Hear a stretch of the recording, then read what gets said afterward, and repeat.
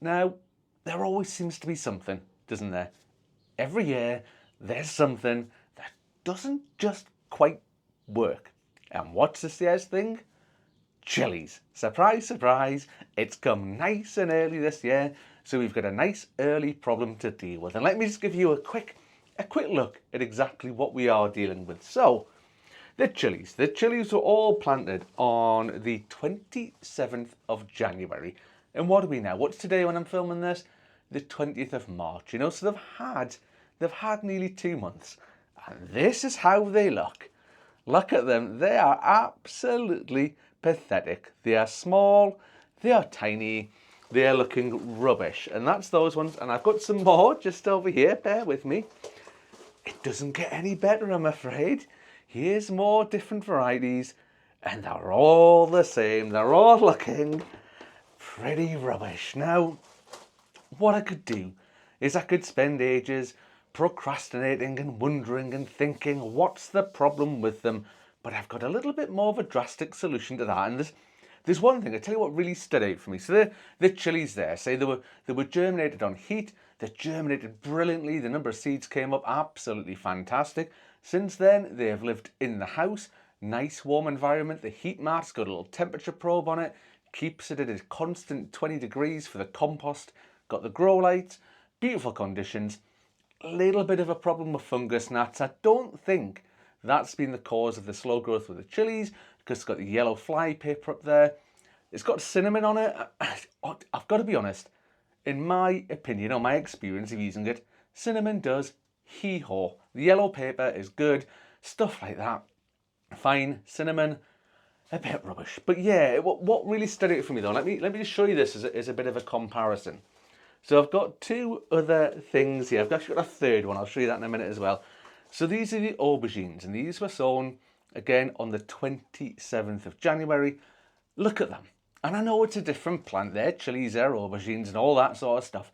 But there shouldn't be that much difference between the chilies and the aubergines. Same conditions, same compost, same growing space.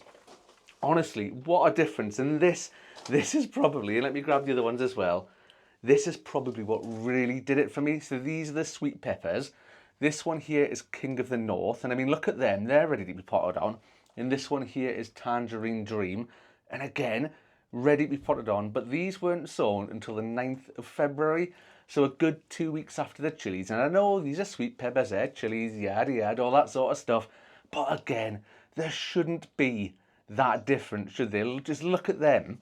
And let me just grab one of the chilies there, just to show you them. Any random one. Let's pick these ones about the best ones. I mean, look at the difference there, side by side, in those two. It's absolutely massive, the difference. So we need to do something. We need to try and resurrect the chilies. I mean, these are all getting potted on today. They're going to go into individual cell trays. They're going to look lovely. They're thriving. They're doing really well. But we're going to try and resurrect the chilies. And to do that, I'm going to get set up over here in just a minute, and I'll talk you through what my master plan is. So we're going with the old dual camera setup for this one, so hopefully you get a nice close-up shot of just how rubbish those chilies are. But we'll get cracking with what we're doing. So we've got a container-wise cell tray. I'm not going huge at the moment. What I want to do is create conditions in here where there is just enough compost and just enough nutrition for the chilies to grow a good root system. So the roots are going off looking for nutrition, trying to find it around and about there, but not so big, not too much that they're getting swamped, that the cells are too big for the size of plants. I mean, arguably, I'm probably just on the limit here of what I want it to be, what I want it to look like, how big I want them to be. Let me just check how many I've got. I've got 1, 2, 3, 4, 5. So we'll do 5 rows of these to hopefully bring them back to life. And what have I got here? What am I chucking in the cell tray? So we've got some fresh compost, brand new sieved fresh compost. It has got mixed in with it some perlite, and it has also got some nutrition. So I want them to grow, the plants to grow, so I've given them some extra nutrition, and I'll just grab it there to show you what it is. There we are. Some Grow More, and I picked that up in B&M this morning, and I thought, why not give it a try, a bit of nutrition, anything's worth a shot. Now, like I was saying before, I could spend absolutely ages and ages and ages trying to figure out exactly what's wrong here. I could try unpicking things like, is it the temperature? Is it the light? Is it the compost? Is it the fungus gnats? Is it X? Is it Y? Is it Z? Is it this?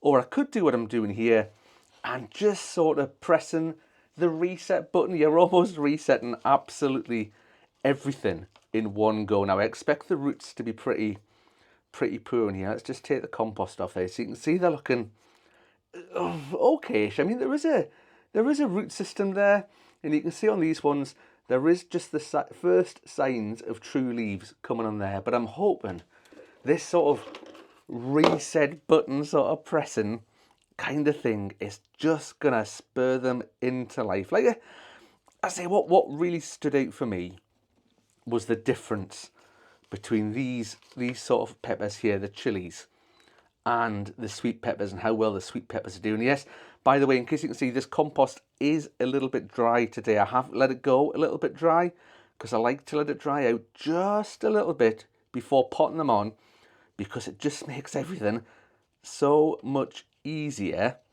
for moving the little plants. I find if the compost is really wet when you're taking the little seedlings out, it's a bit of a pain. It's all sort of claggy and messy and a bit fusty sort of thing. So I like to let it get just a little bit dry. I mean, not like massively dry. You know, the plants aren't sort of suffering here. They've not been let to go too dry, so they've not got enough water. But it's just gone dry enough just to be able to, again, sort of do that. What I've just done there is we just give it a little bit of a squeeze, and I've got all that old compost off that you say it could be the problem, might not be the problem, might be the heat, might be the light, could be any one of like a dozen different things. And it's obviously something. There's something common between all the different plants, because these ones here, which are tiger jalapenos, are looking pretty poor.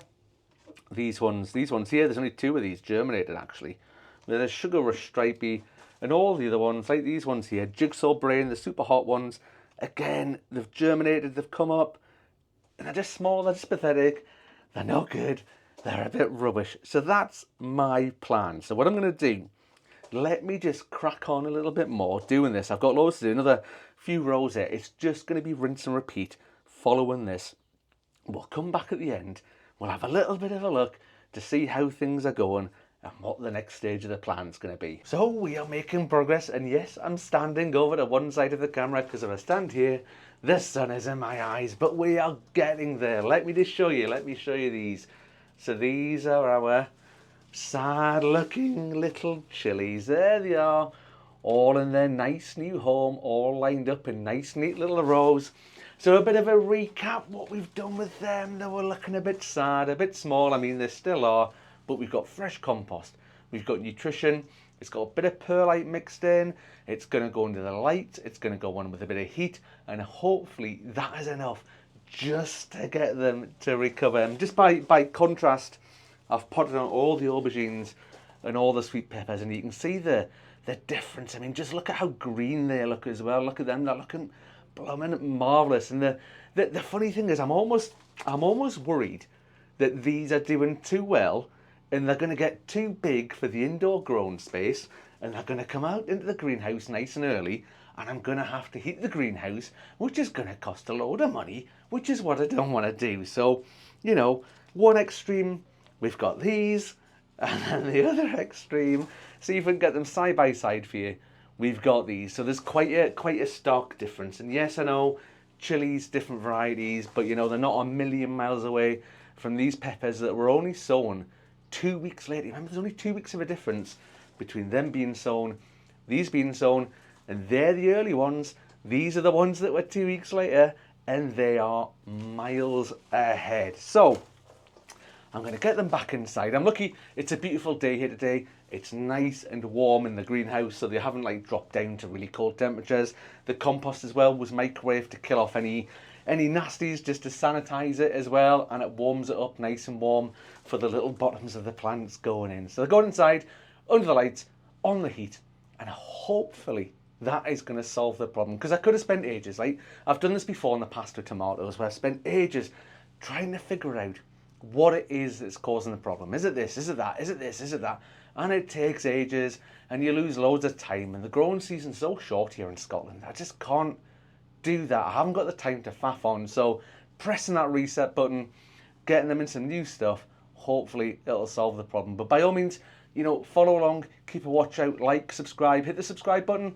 I'll come back to these in a couple of weeks' time and show you how they're looking. Have they improved? Are they looking any better? Have you got lots of nice true leaves on there? We will see how they go. But hopefully 2 to 3 weeks, I reckon, is enough time for us to see a sort of a stark difference between what they look like now and what they might look like then. And if they don't look any better, I might have to write them off and buy some from the garden centre. But we'll see. We'll worry about that in a few weeks' time. But that's me done for today.